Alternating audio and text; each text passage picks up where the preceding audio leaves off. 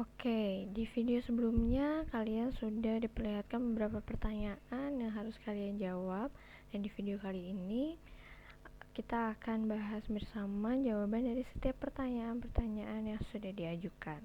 Oke, untuk pertanyaan yang pertama, jelaskan perbedaan kolonialisme Spanyol dengan kolonialisme Belanda.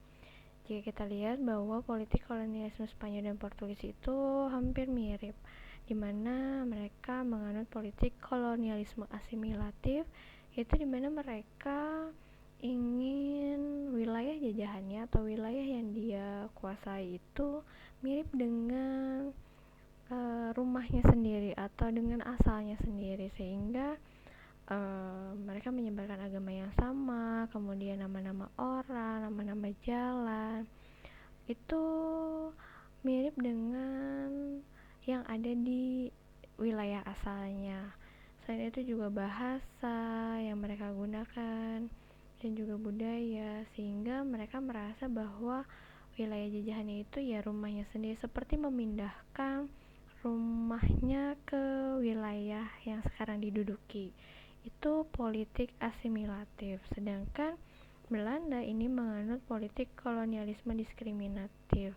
Kalau Spanyol dan Portugis itu ingin menyamakan wilayah yang dia jajah itu seperti asalnya, berbeda dengan Belanda. Belanda ini sangat membedakan sekali. Seperti contohnya yang ada di Indonesia, orang-orang Indonesia jelas berbeda sekali dengan orang-orang Belanda.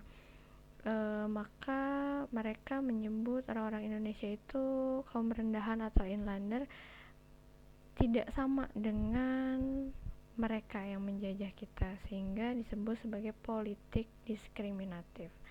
Itu perbedaan politik kolonialisme yang dianut oleh Spanyol dan Belanda.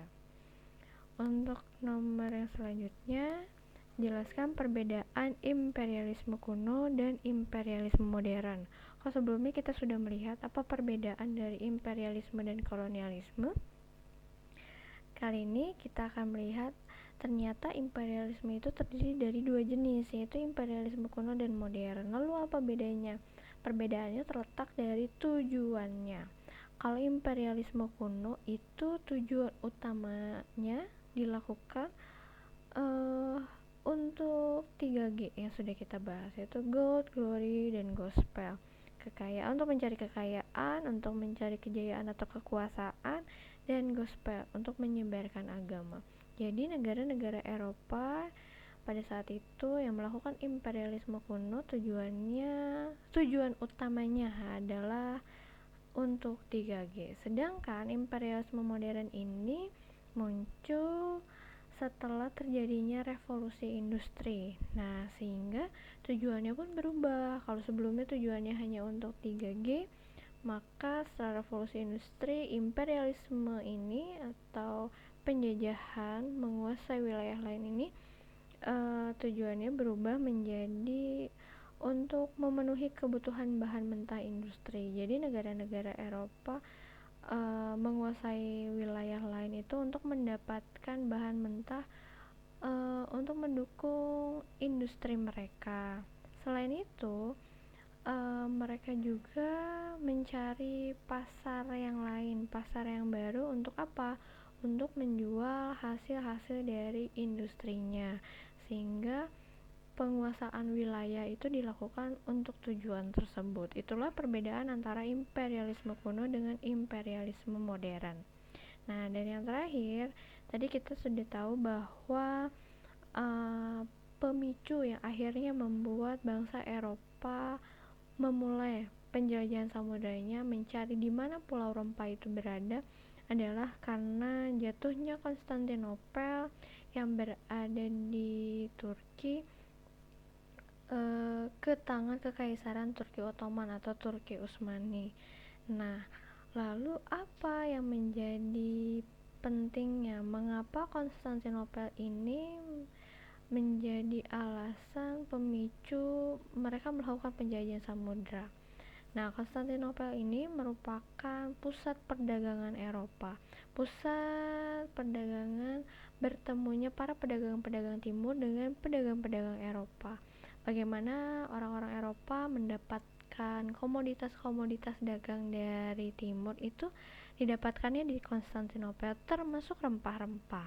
Nah, ketika Konstantinopel ini dikuasai oleh Kekaisaran Turki Ottoman, kekaisaran tersebut menutup jalur perdagangan Konstantinopel dengan pedagang-pedagang Eropa, sehingga pedagang-pedagang Eropa mulai kesulitan untuk mendapatkan komoditas-komoditas tersebut, termasuk utamanya adalah rempah-rempah.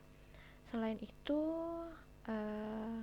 Kekaisaran Turki Ottoman juga menerapkan harga rempah-rempah yang cukup tinggi, sehingga orang-orang Eropa perlu mencari cara lain untuk mendapatkan rempah-rempah demi kebutuhan mereka.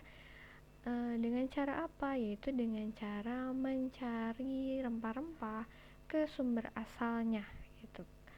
Di mana? Yaitu di Spice Island atau Pulau Rempah yang berada di Nusantara. Nah, itulah penjelasan dari 3 pertanyaan yang sudah kalian kerjakan. Cukup sekian dan terima kasih.